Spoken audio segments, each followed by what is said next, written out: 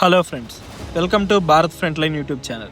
నిజంగా రాష్ట్రపిత అనే బిరుదు గాంధీకి సరిపోతుందా, లేక మనం మిగతా వీరులను మర్చిపోయామా? మనందరం గాంధీ జయంతి జరుపుకుంటాం, కానీ ఎప్పుడైనా ఒకసారి ఆలోచించారా, నిజంగా గాంధీ అంత గొప్పవాడా, లేక అతని చుట్టూ కట్టుకున్న ఇమేజ్ అలాంటిదా? గాంధీ బ్రిటిషర్లతో ఎప్పుడూ రాజీ పడేవాడు. ఈ వైఖరి వల్లనే భారతదేశానికి స్వాతంత్రం అనేది ఆలస్యమైందని చెబుతారు. అండ్ దీని వల్ల భగత్ సింగ్, సుభాష్ చంద్రబోస్ లాంటి వీరుల త్యాగాలు పక్కన పెట్టబడ్డాయి. అండ్ గాంధీ ఒక్కడే లైమ్ లైట్ లోకి వచ్చారు. డాక్టర్ బిఆర్ అంబేద్కర్ కూడా ఈయనపై ఘాటుగా విమర్శించేవాడు. అతను కుల వ్యవస్థను కూల్చలేదని, కాపాడాడని చెప్పేవాడు. ఇంకో పెద్ద విమర్శ ఏంటంటే, సుభాష్ చంద్రబోస్ ఇండియన్ నేషనల్ ఆర్మీని గాంధీ పట్టించుకోలేదని, ఆయన సైనిక పోరాటం కాకుండా కేవలం అహింసపై మాత్రమే నిలబడ్డాడని చెప్తాడు. కానీ నిజానికి ఇండియన్ నేషనల్ ఆర్మీ తిరుగుబాటు, సైనికుల ఉద్యమమే బ్రిటిషర్లను కుదిపేసింది. అయితే ఎందుకు ఈ క్రెడిట్ బోస్కి కాకుండా గాంధీకి ఎక్కువగా దక్కింది? అయితే ఇక్కడ ప్రశ్న ఏంటంటే, రాష్ట్రపిత అనే బిరుదు నిజంగా గాంధీకి సరిపోతుందా, లేక మనం మిగతా వీరులను మర్చిపోయామా? నిజమేంటో మీరే నిర్ణయించండి. మరిన్ని ఇలాంటి వీడియోస్ కోసం